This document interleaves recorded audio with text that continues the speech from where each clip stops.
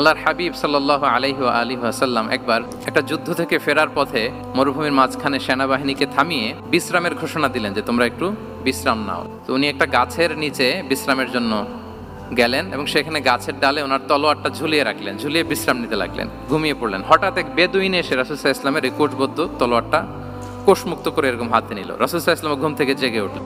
এবার বেদুইন বলতে আরম্ভ করলো, মাইয়ামনাউকা মিন্নি, এই মুহাম্মদ তোমাকে এবার কে বাঁচাবে বলো, এই তো আমার হাতে তলোয়ার।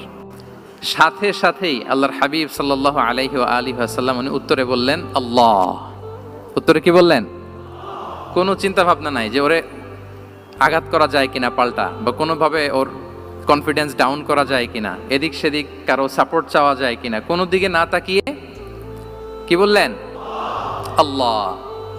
সব সময় তিনি আল্লাহ কেন্দ্রিক ছিলেন। এটাকে বলে গড সেন্ট্রিক মাইন্ডসেট। যে কোনো পরিস্থিতিতে তিনি আল্লাহ যে আমার সাথে আছেন এটা কল্পনা করতেন।